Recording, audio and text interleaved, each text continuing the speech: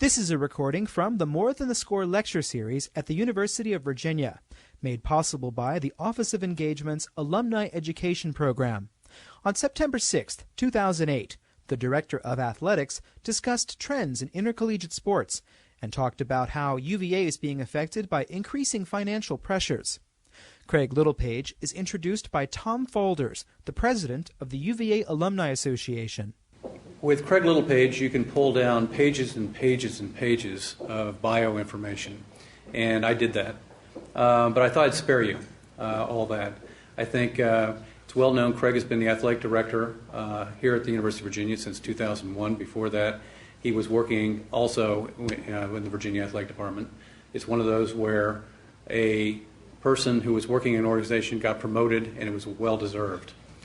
Craig, you may know, or you probably figured out, played basketball in his early youth. He played for the University of Pennsylvania. He also then entered the coaching ranks, where he coached at the University of Pennsylvania, Rutgers, and then also at the University of Virginia.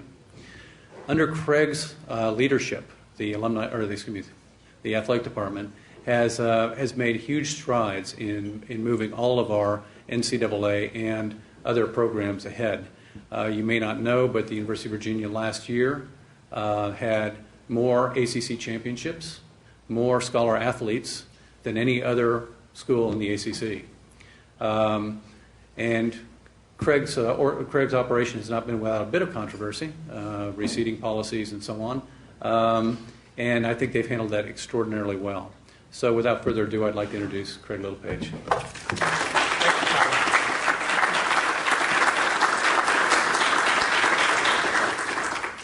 Good morning. It is good to be here, and I'll echo the sentiments of Althea and Tom as well to thank you for spending some time with us this morning and going through whatever hardships you might have gone through to arrive at Alumni Hall this morning.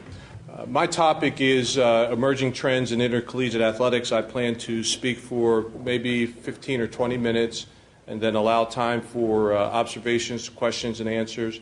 And I can say that I have been, in the 7 years serving as the university's athletics director, overwhelmed with the level of interest and support that we have had with our program. And we can't do it alone. We rely on a lot of dedicated people behind the scenes. The people that you see frequently are the coaches and student athletes and others, but it's the rank and file folks that purchase tickets, purchase T-shirts and hats, and come to games. Folks that donate significantly for the support of our student athletes and to help build facilities. Facilities, I might add, that are intended to be of use not only to the intercollegiate athletics programs, but to be of use to a broader university community use and purposes. So with that, I will begin my remarks this morning by talking about, first of all, a frame-up of NCAA sports. The NCAA sports are divided into these categories right here. You have Division I sports, Division II, and Division III. Division I is subdivided into three subcategories.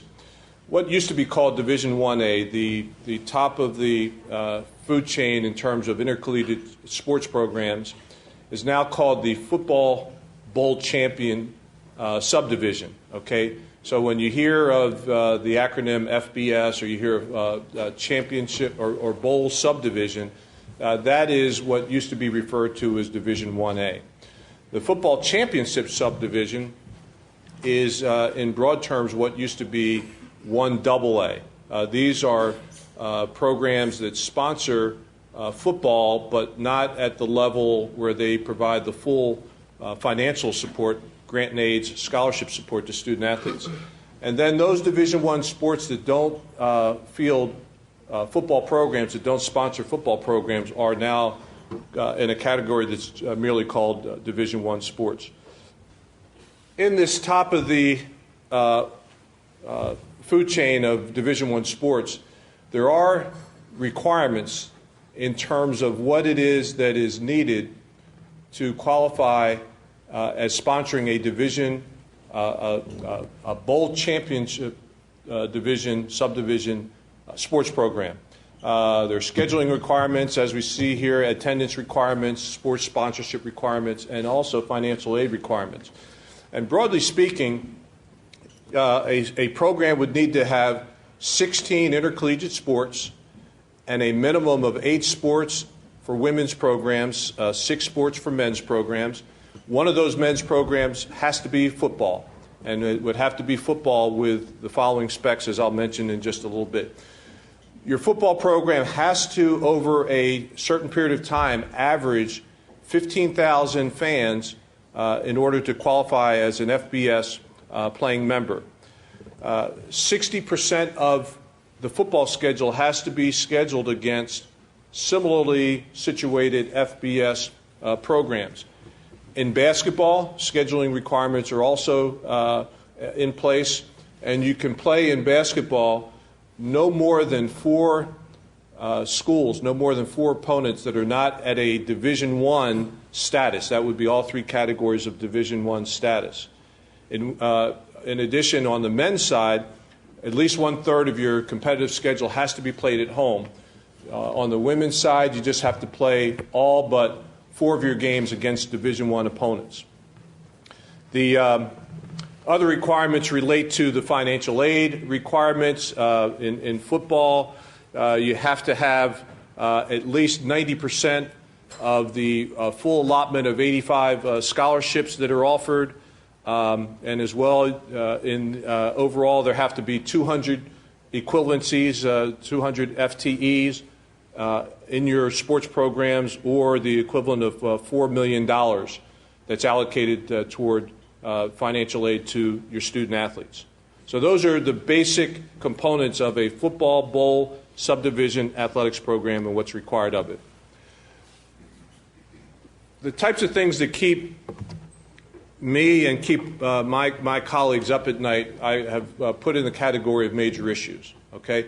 And I think that the 3 categories I put up here would be seen as universal concerns, things that truly keep athletic administrators up at night. Number 1, anything that relates to the integrity of one's program, whether that is integrity, conduct, in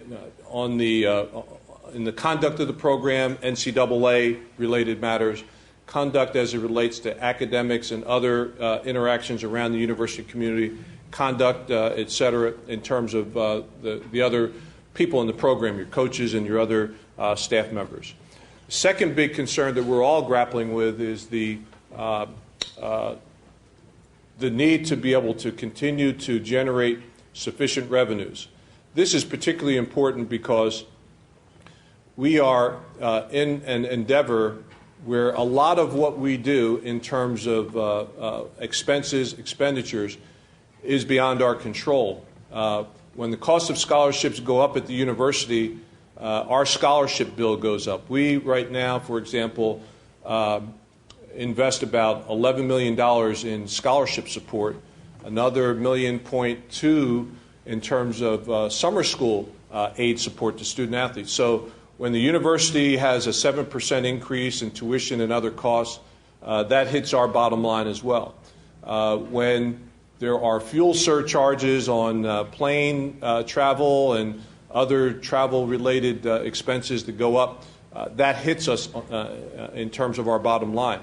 So the ability to continue to generate revenue is something that is a particularly difficult thing, and is, again, on the minds of this athletic director as well as my colleagues around the country. Finally, the ability to be able to link this athletics enterprise and our mission with the mission of the university and the academic mission of the university, to be specific. This is particularly important at a place like the University of Virginia, making sure that we do all the things that we can do to ensure that our student athletes are indeed students, that they are moving toward progress towards a degree, that they're graduating, and that at the end of their experience that they are indeed productive members of whatever community they might be. The kinds of trends that I would identify that we're seeing in terms of Division I or football bowl subdivision sports programs are the following. Hiring practices, how we put staffs together, how we compose a student-athlete cohort, student-athlete welfare, academic reform, and then, again, the financial pressures that I alluded to before. And I'm going to take a few minutes to talk about each of these. In terms of the hiring practices, there is a tremendous amount of attention that's being given to how schools are diversifying their coaching staffs, their senior administrative staff, and all other lines of the organization. You hear a lot about, particularly this time of year, football hiring and the lack of minority representation in terms of Division I head coaches. But I will share with you that even beyond that particular sport and the attention that's paid there, we're also struggling with this in terms of our Olympic sport programs, the soccers, lacrosse, tennis, swimming, rowing, et cetera, and at many different levels of our administrative staff. So there is a very, very strong effort nationally from the NCAA and then as well institutionally to come up with strategies whereby we can more successfully diversify our coaching staffs and department staffs, if you will. As we look at institutional initiatives to diversify staffs, schools are now having their feet held to the fire in terms of linking their search processes with the search processes, the athletics department searches with the search processes of the university. This is something that we have done over a long period of time, so it's a very natural sort of process for us. But there are many schools, even to this day throughout the country, where the way in which they hire coaches in the major sports in particular is much, much different than how you would see a search done for a senior position, whether it's a dean or a department head within the institution. So there are more efforts to link the initiatives of the athletics department in hiring and the hiring practices of the institution. That's very important. There are conference initiatives at hand whereby there are a lot of different entry-level sorts of opportunities, internships, to give underrepresented individuals, whether they are females or whether they are ethnic minorities, the opportunity to get ground-level experience, internships with the TV partners, with the corporate sponsors, and with any other sort of entity that might be involved in our case, Atlantic Coast Conference business over the course of a given year. The different sport associations and sport committees have a lot of different initiatives as well in terms of diversifying staffs. The American Football Coaches Association does a lot of programming to identify ethnic minority candidates. These are coordinators, football coordinators, that are one step away from making the move to a head coaching position. There's the Fiesta Bowl out in Phoenix that hosts, in conjunction with the major conferences and sport associations, a minority, an ethnic minority workshop every year in May. And this is an opportunity for several dozen of the top coordinators throughout the country to come and meet conference commissioners, meet athletics directors, et cetera. And then there are NCAA initiatives where they have had a number of different organizations, the Ethnic Minority Male Institute, the Minority Institute, and several other initiatives that the NCAA has put this on their radar screen as a very important focus and trying to identify and get into the process ethnic minorities and women as far as leadership positions in intercollegiate athletics. Related back to the issues, student-athlete welfare. This has been another significant trend that we see having emerged, particularly over the last about 18 years or so. in that time, in those 18 years since 1990, we've seen a proliferation of legislative items that have given student athletes a lot more in terms of their experiences on campus.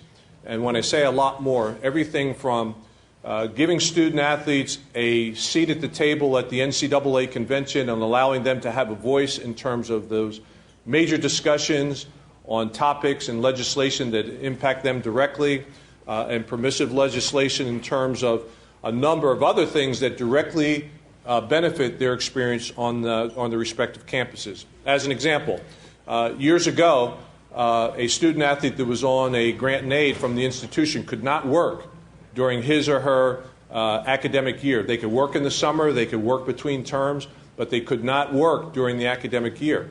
One of the things that is now permissible is the opportunity to work during the academic year. A second thing that has been permissive legislation is opening up of additional summer school opportunities.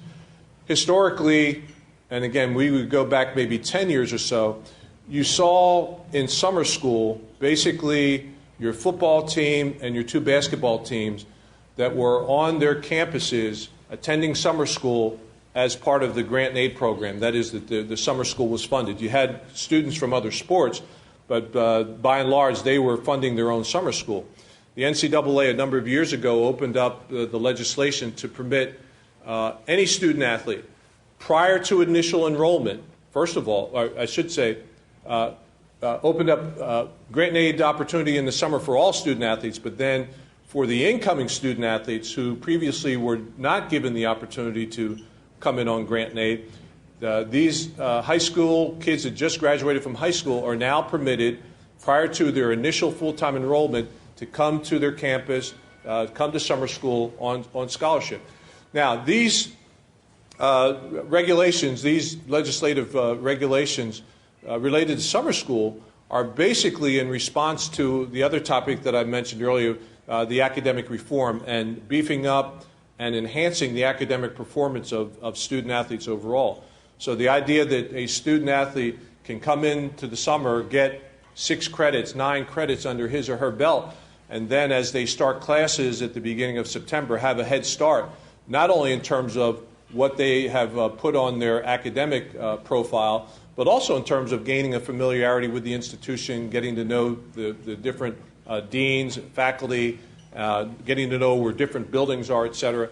It's a huge advantage, and we've seen some significant improvement in terms of how that has played out. The NCAA, following the CBS contract for the NCAA tournament, did a number of things to provide seed money for student athletes that had financial need.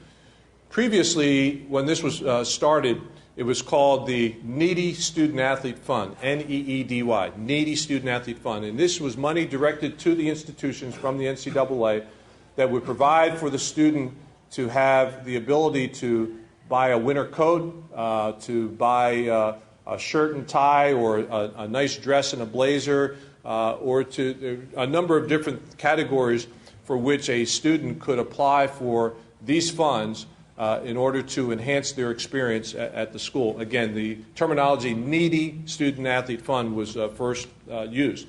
Because of the perception of what the Needy Student Athlete Fund implied, that was shortly changed to the Opportunity Fund.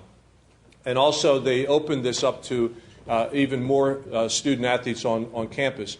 So every school in the country has money set aside on an annual basis provided by the NCAA that is intended to fill in those areas where a student athlete might have need. If they need to make an emergency trip home and they don't have the money to do that, they can tap into the Opportunity Fund.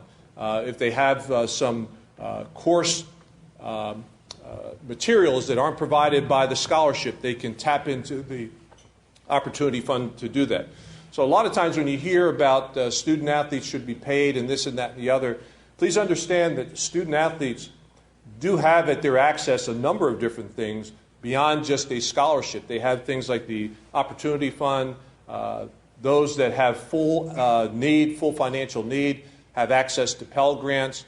So just to kind of give a frame of reference for what has happened over time, the NCAA has tried to find ways to direct more in terms of financial support to student athletes through, in this case, the Opportunity Fund. There are any number of expanded student athlete services. We've seen a tremendous growth in academic support services. 20 years ago, we probably had 3 full-time people and 1 intern in our academic services area. Right now, we employ 13 people that provide academic services that are members of our athletic department team. Okay? And you see the same sort of expansion of these, not only staffs, but programming that schools are offering around the country because of the topic of academic reform and the emphasis on academic performance. Again, I will talk about that in just a second.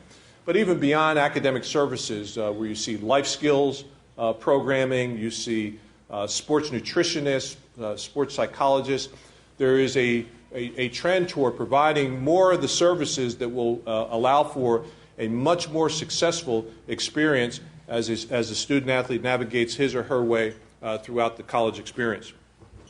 And then finally, I put down here the cost of attendance. A full scholarship is room, books, board, and tuition. Okay? An institution has beyond the cost of a scholarship what is called the cost of attendance. And the cost of attendance is that amount of money over and above what the cost is in terms of room, books, board, tuition fees, et cetera, that allows for travel home, that allows for other incidental expenses. Okay? So the NCAA legislatively had a scholarship capped at room, books, board, and tuition.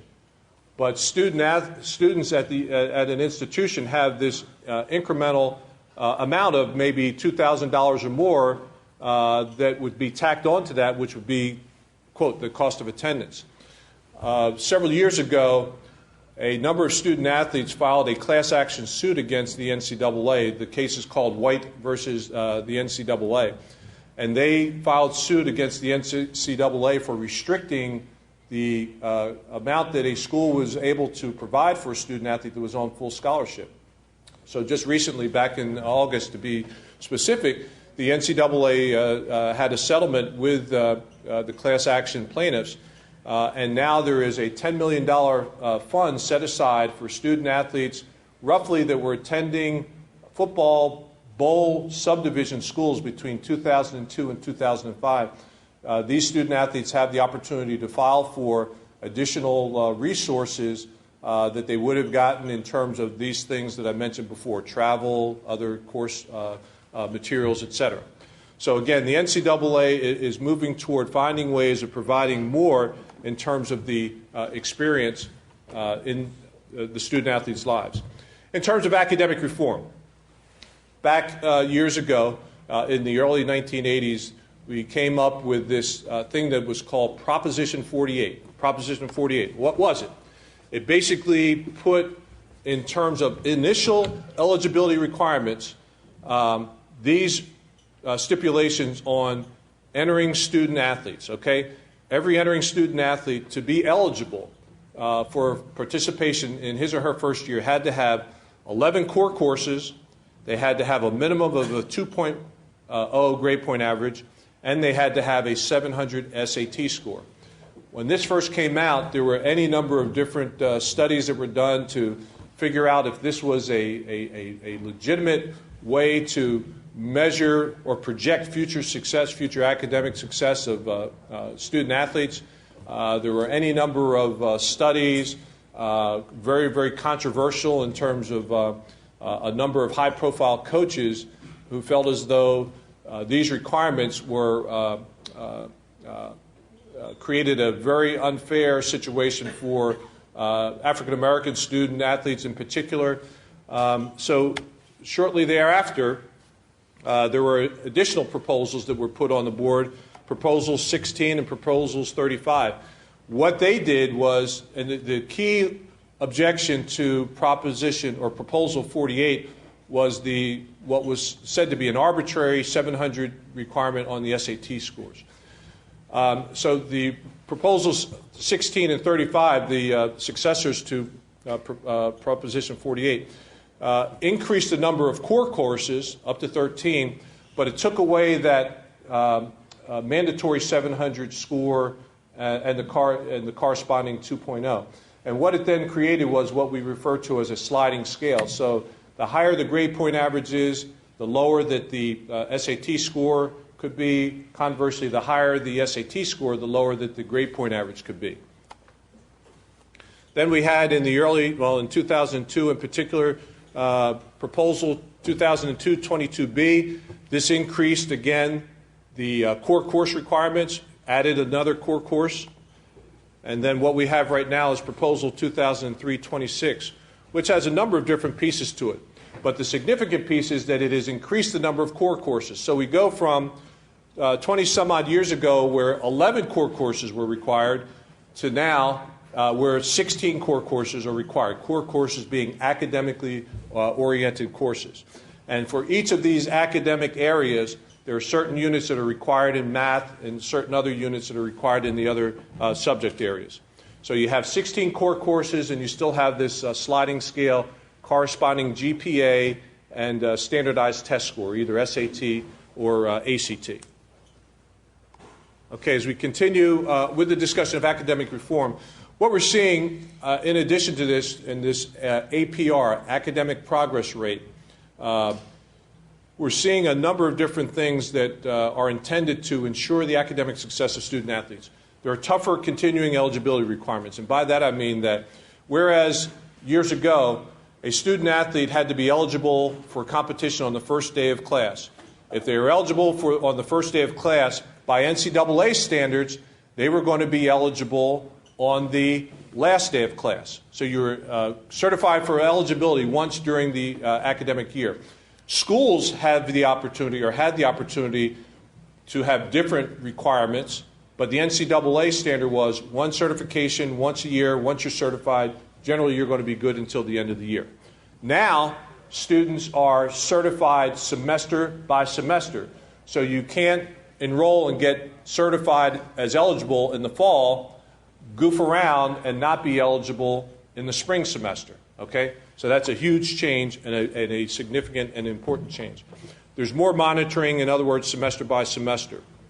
There are also percentage requirements in terms of what a student athlete needs at the end of the first year, the second year, the third year for continuing eligibility. Finally, again, years ago, student athletes that weren't serious about their academic pursuits would goof around during the academic year, lose their eligibility, go on warning or whatever the different terminologies were, and then they would come to summer school, load up on their summer school, regain their eligibility. And what that was a tremendous waste of resources, a tremendous waste of resources. And now schools are holding student athletes' feet to the fire so that they don't rely on trying to become eligible in the summer. But the NCAA has responded by limiting how many courses you can take to regain your eligibility in the summer. So again, it puts constant pressure on the student athlete semester by semester to keep their grades up, to keep themselves in good academic standing. We're going through a number of different questions that we ask ourselves in the business about whether this is the best use of our resources, what we're doing to fund these scholarships, to fund these big facilities, et cetera, et cetera. And there's always this kind of push and pull between the priorities of the university and resources that are directed to university services versus what it is that we do in athletics. And it's a discussion and a debate that is worthy to continue to have over time. And we ask ourselves the question, are there ways that we can blend and coordinate our services with university services so that we don't have to expend resources of our own, whereby any student might be able to get different types of academic support and academic advising or life skills or different things in terms of career services, et cetera. How has this impacted academic integrity? Very quickly, I think that we continue to look at whether the new rules do in any way create any sort of compromises as it relates to admissions of student athletes and in terms of whether there is a watering down of an academic program, the curriculum that is, whether it is a compromise of the advising system and how we're helping students select courses and providing of tutorials and different types of things in terms of academic support. This is a discussion that we have, and it's a worthy discussion.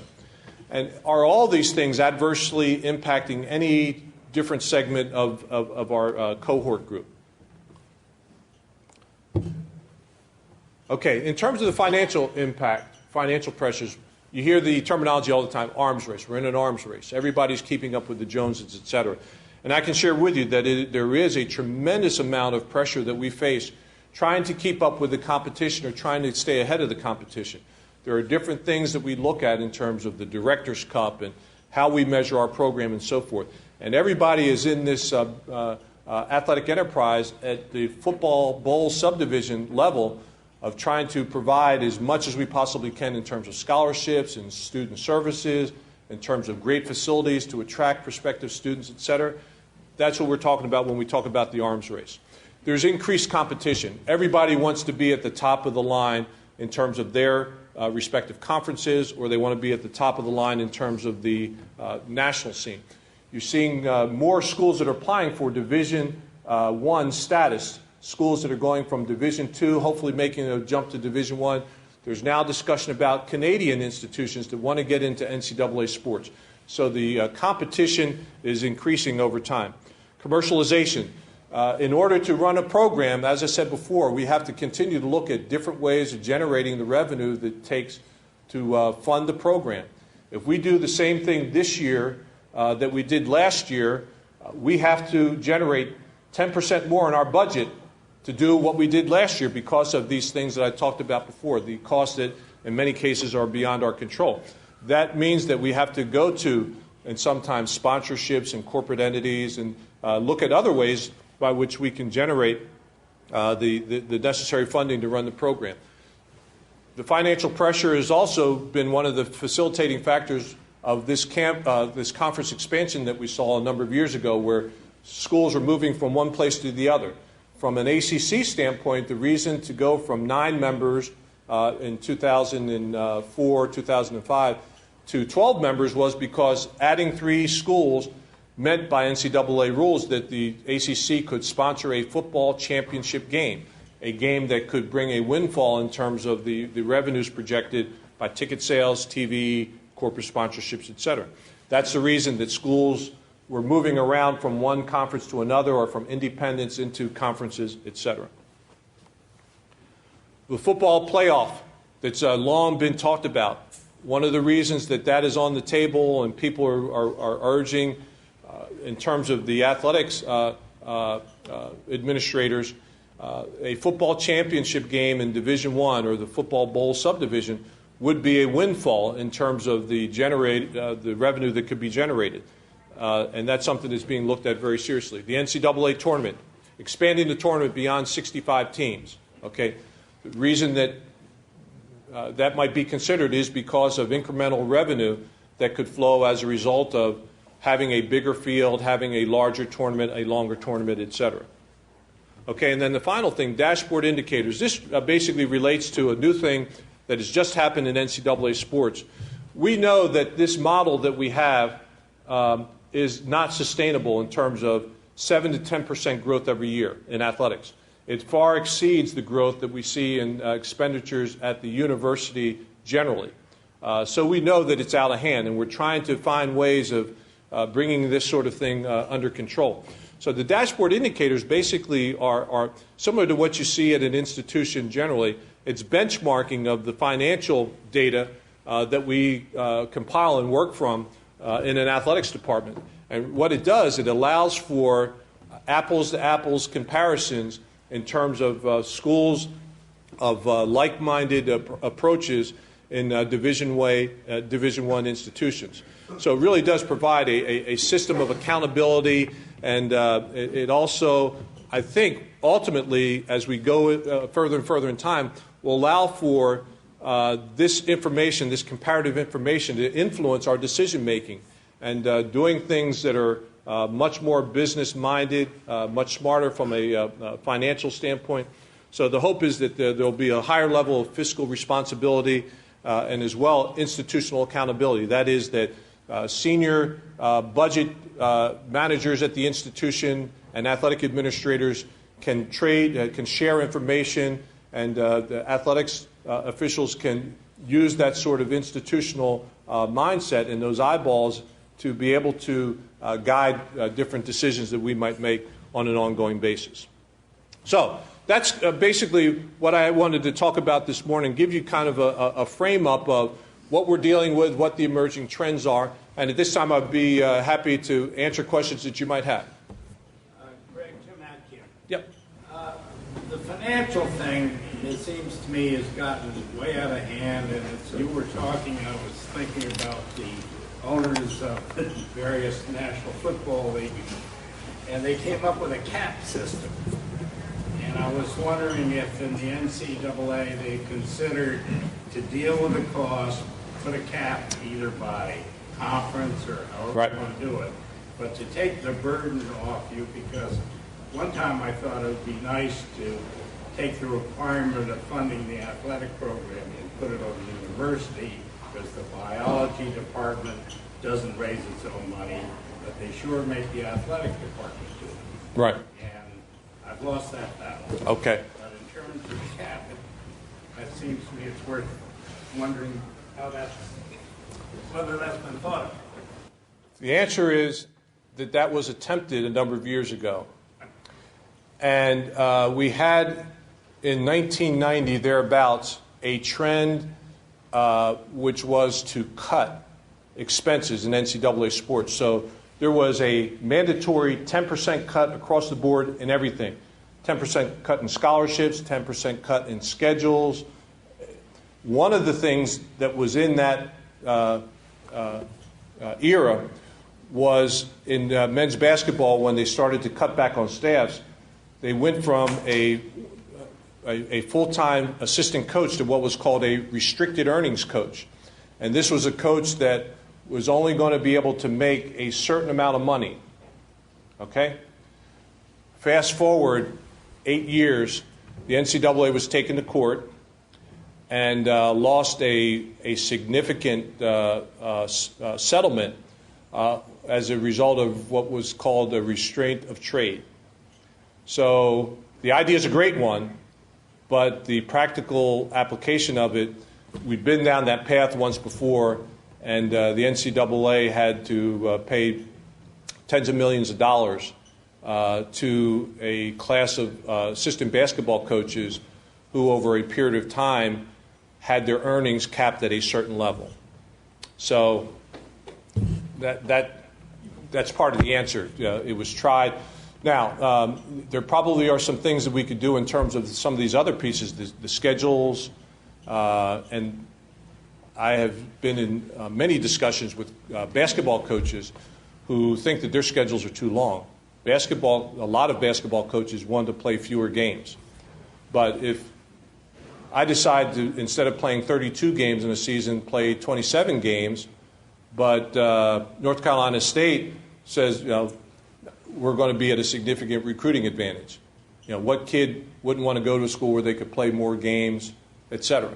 So I think that a lot of this is going to have to come through the coaches to push some level of understanding about the financial realities, particularly as it relates to their sports. I think that there's a chance, but I don't think it's going to be the NCAA that's going to push it. Let me mention one thing, too, because you may be polite this morning. There are a couple things that may be on your mind, and I want to talk about at least one of those. And it relates to the academic reform issue, and it as well relates to the conduct issue that I mentioned previously. We went through a period of about 6 weeks in the summer where we had some disturbing things take place with student athletes in our program. And we were as bothered by it as those that follow our program. I started to put our coaches together sometime late July, early August to talk about these situations. And we came up with what we thought was a good strategy to deal with some of this. We had, prior to that time, put together what we are now calling an academic accountability program, where student athletes that are having particular academic issues find themselves either on warning or have a suspension in abeyance. They are required to meet with me, their academic coordinator, to put together an accountability contract which spells out specifically what they have to do, A, to regain their academic standing, and then also to have full participation in the sports program. Okay? So we did that on the academic side. We developed this in January, implemented it this year. The coaches and I agreed that we probably need to do the same sort of thing as it relates to conduct. So what we have is a system in place that we're implementing as of the fall semester, where a student athlete that finds themselves in one of these highly visible situations that gets into the media or that rises to the level of having a university jurisdictional implications, that student is also required to meet with me to outline the expectations of what it will take for them to either regain or retain their good standing in the athletics program. So we are in the process now of, as I said, implementing this. We think that it is a step in the right direction, that it sends the message that in addition to whatever team rules that they have, that there is a level of responsibility and a level of oversight, not only in terms of their academic welfare, but also in terms of what it is that they're doing as a student athlete in this community. And I will meet with every one of our 25 sports teams and deliver the message. And the message is the same to every one of the teams, because this is not a high visibility major sport versus minor sport. This is not men versus women or certain ethnic groups in different cohorts. This is everybody. We've had kids in all different sports, or in many different sports, women and men, that have gotten into some of these situations. And the message is this: the number one priority for the athletic director for this year is conduct and behavior. You need to understand what it is that will make our jobs difficult to provide the resources and to provide the environment that we can have the kind of sports program that we have. And if we see a continuation of these things, we are in deep trouble. We can't allow these things to continue to plague them as individuals and to plague our department.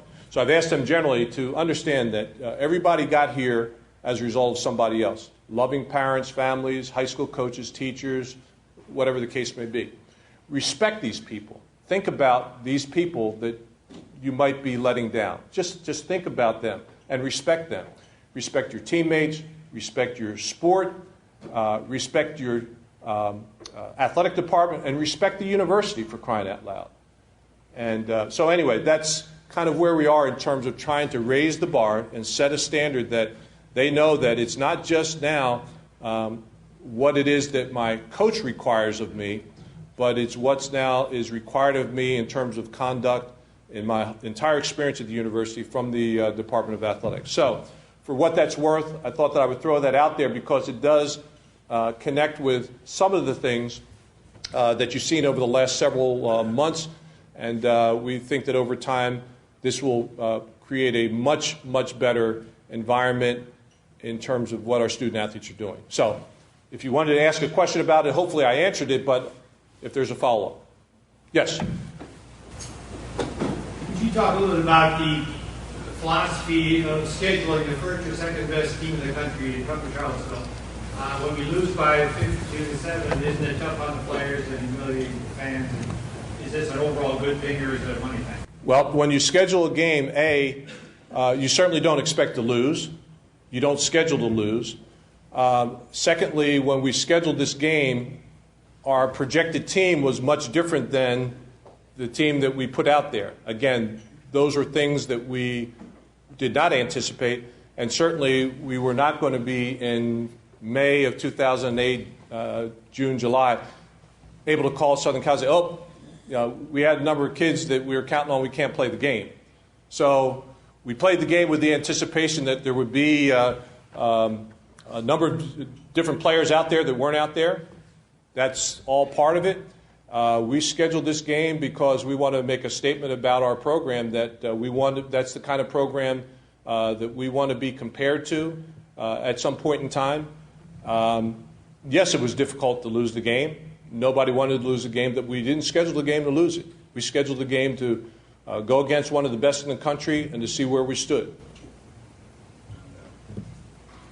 Yes? A couple of questions on scholarships. I think you mentioned there are 85. 85 full scholarships at the top subdivision, yes. That's all sports? No, that's football only. At the University of Virginia, we have 320 FTEs, full-time equivalencies. So basically, outside of football, men's and women's basketball, the majority of the other sports will give out 50% of a scholarship, 75% of a scholarship, 20. They'll divvy up scholarships among a large number of student athletes on their teams. Every team has a specific number that they cannot exceed. So men's soccer, for example, I think it's 9.9 FTEs. They can divide up. There could be 20 kids on the soccer team on scholarship, but it can add up to the FTE of 9.9. So our total FTEs is 320 in our 25-sport program. About how many of those are covered by endowments as opposed to other sources? I think we have about 40, I think it's between 40 and 45 grants that are endowed grants and aids. Our goal is to move that up over time, for sure. Yes? Can you comment on, I often hear that our requirements, academic requirements, are much stronger than NCAA's. Can you comment on that? University of Virginia's requirements? Yes. I couldn't give you the specifics because each school at the university has different standards, but I can say generally that the NCAA standard is lower than what the UVA standard is. So a student athlete at the University of Virginia could be ineligible by university standards, but eligible by NCAA standards.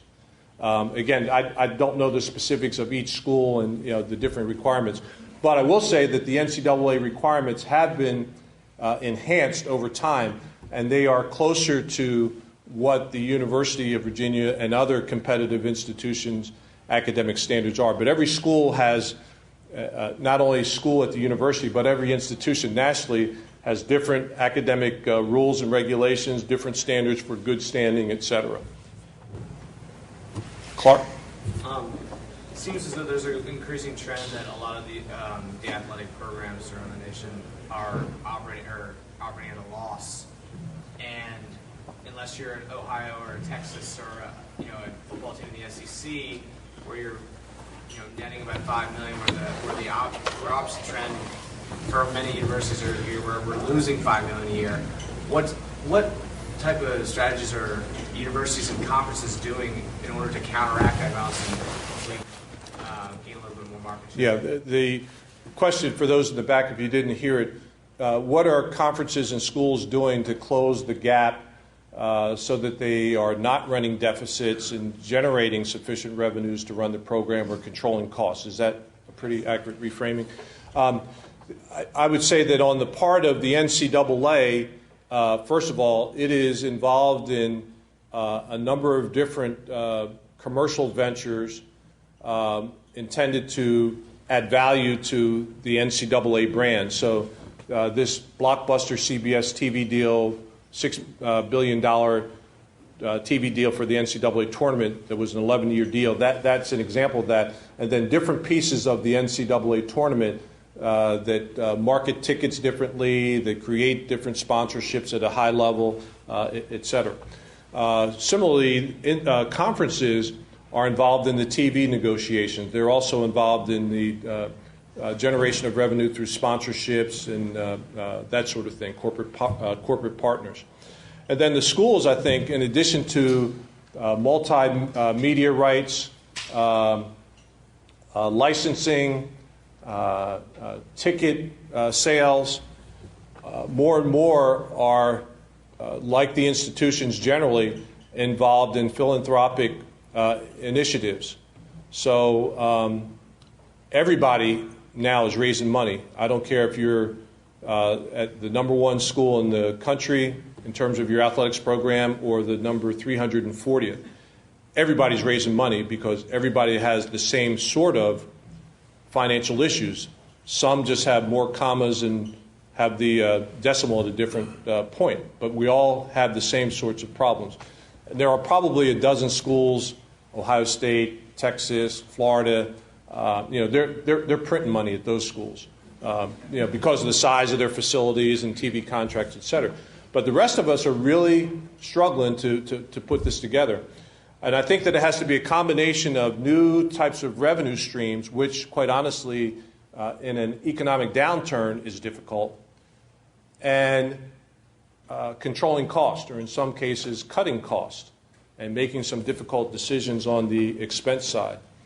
And that's kind of what we're trying to do as well, is to look at different revenue opportunities. And again, companies don't have a lot of discretionary sponsorship sort of money, so this is not an environment that you want to be out there trying to generate a lot of different sponsorships.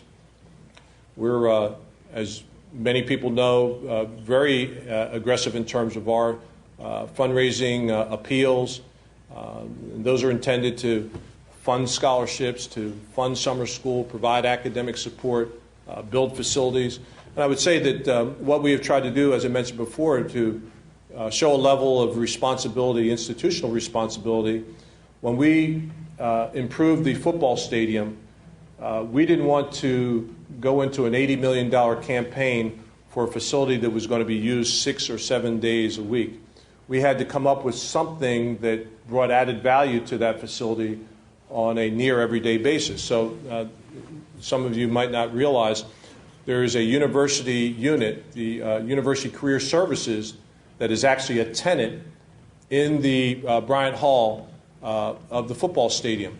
And this is where our students go for resume writing, interviews with the corporate recruiters that come in, et cetera. So when corporate recruiters come in, they use the suites. Much better situation than they had previously in Garrett Hall, where they were in the basement of Garrett Hall. Many times corporate recruiters would have to rent meeting space at local hotels to interview students. Now they come to the stadium, they do their interviews, et cetera, in the suites. So we found a way to make it a usable facility, more than just those 7 football games that may be in a given year, and to make it usable and with added value to the students generally.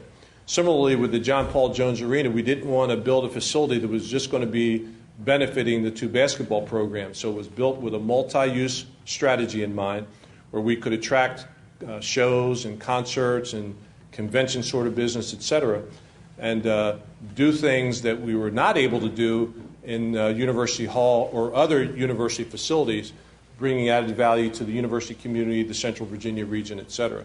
So when we talk about the aggressive fundraising that we do, obviously it benefits our program in athletics. We're giving scholarships, et cetera. But I think that we're also showing a level of responsibility in terms of bringing value to the community as a whole. Craig, I've heard you use the term revenue and budget and funding and commercialization and so on many, many times. And I believe you alluded to it, not using the word integrity. I appreciate the lecture that you're giving these young people and all the things that they should respect.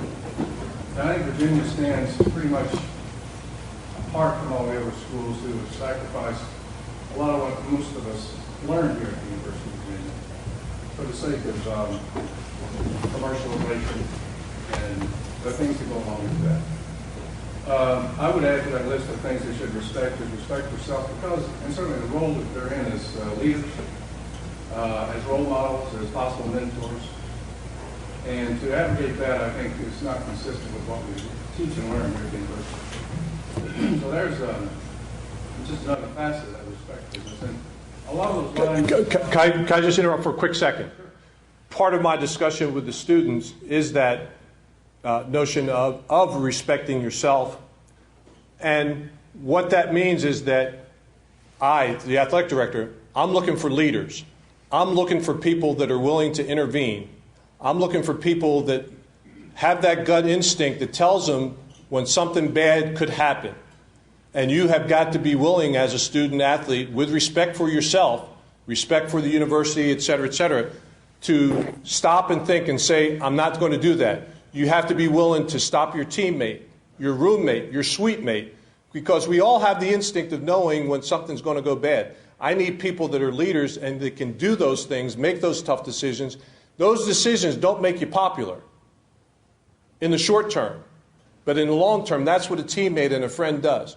Keeps you from stepping in the crap, if you will. Okay? I'm sorry to interrupt, but I thought that... It wasn't meant to be a criticism, it was meant to be just a caveat. Okay. And along those lines, has it been determined who's going to start a quarterback then? The quarterback, as I understand it, is not, the quarterback situation is not going to change. All right? What I can say about this situation is that there is a lot more to this than what is reported. All right? And in terms of the enforcement of our policies and the objective information that we have, there is no reason to do anything else at this point in time. That's all that I can say. But it's a little bit different situation than what is in the media. And I think that you can understand that there are reasons I can't talk about it. But in addition to everything else that's behind the scenes in this regard, there is just the aspect of due process, if you will. So, as I understand it, there will not be a quarterback change today. And we are indeed enforcing our policies and procedures, our regulations. Last one more. I'd like to make this an observation. I came up here 50 years ago, almost to the day, had a wonderful 4 years. I think I've been a loyal alumnus. I cannot recall anything any more divisive to the average alumni than what is now fait accompli. The reseating is receded, life goes on. But I would ask you, because I know you're on the VAF board, I know the university has 4 or 5 members.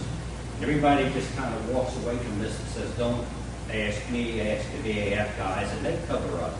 I would just urge that someone in a responsible university position write down the lessons learned and come up with a comprehensive analysis of the way this proceeding was handled and try to heal what I perceive among my colleagues as a very serious loss of, I guess it's an emotional loss in terms of what we value at Scott Stadium as undergraduates and what we value as a season ticket holders for 25 years. Someone really thumped the tub on that policy. No one will take responsibility for it. And I just think at the end of the process, it's going to go on, people will do what they have to. Someone needs to come out with a white paper that says, this is what we did, this is why we did it, this is the outcomes we expect, and upside and downside. Okay. And I'm comfortable with either hearing your criticism and reaction or taking responsibility for criticism and reaction. Believe me, I'm not one that will shy away from stepping up and taking on the responsibility. So I will take on the responsibility of playing a role, as you mentioned. Reseeding is almost inevitable in terms of how athletic programs are run. And when I say almost inevitable, again, when we talk about how our program is run, all right, and how programs are run generally. And we are running out of ways of being able to fund the program. Again, just using one example, to fund scholarships as we're funding them now, fully funding our scholarships, we have to raise $1 million a year just to fund our scholarships. And that's just one part of our budget in a close to $60 million budget a year. We don't get money from the state. We don't get money from the university. We are self-sufficient in terms of we have to generate our own funding. And there are only a certain number of ways that we can generate the money to fund the program. And seats and parking and, these are all different things that we have as assets in order to fund the program. And I understand that it's an emotional thing. And I understand that it's change, and for all of us, change is difficult. But we looked at all kinds of ways in order to create a funding model that would allow us to sustain our program for a certain period of time. And if you look around the country, the experience that we went through in terms of reviewing, putting a policy together, implementing a policy, how that policy was communicated, executing the policy, etc., it is not different by much with what other schools have experienced. Now, again, there are those that will say, well, we are the University of Virginia, we're different, etc. I understand that, and I believe that as well. But at a certain level, there are things that we have to do in order to help run our program. If we didn't do it, quite honestly and candidly, we have a different program in a couple of years. We don't have a 25-sport program that'll field competitive teams nationally almost across the board. We will lose these talented coaches that we brought here. The minute that we have to start saying no to some of these things in terms of helping to build and maintain good facilities, some of these talented coaches have come here for the right reason, and they have had great opportunities to go other places, but they're here because they believe in what it is that we're doing at the University of Virginia. But at the point that we cannot retain their staffs, at the point that we can't continue to improve the program, fully fund scholarships, provide the operational support, they're going to other places. And those are the kinds of things that we have to deal with on a practical, everyday basis. And again, I understand what you're saying, and I get phone calls and emails, and if there was another way, do you think that was fun to go through as an athletic director? No athletic director in the country wants to do that. And I can share with you that it wasn't a very pleasant thing.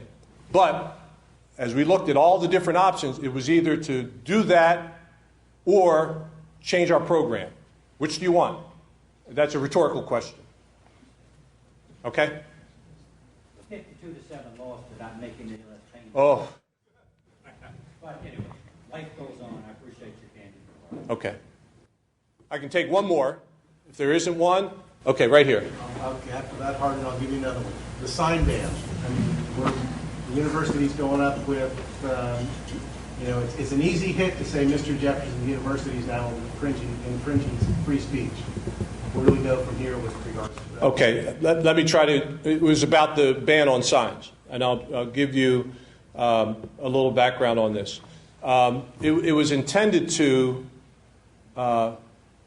provide what I thought was very fundamentally a level of sportsmanship that's in all of our facilities. Now, this is the misconception.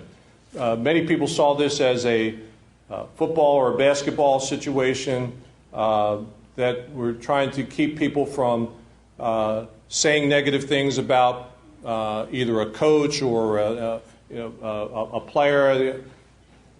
This was about what it is based on the national discussions, based on the conference discussions, what we're trying to deal with in terms of creating a spirited atmosphere in our stadiums, A. B, we have a situation where if you ever watch my activities during the game, I'm on the field, I'm in the stands, I'm on the field, I'm doing a lot of different things. And in my trips from my seats to the field, I run into people, I have people stop me, ask me questions, pat me on the back, boo me, whatever the case may be.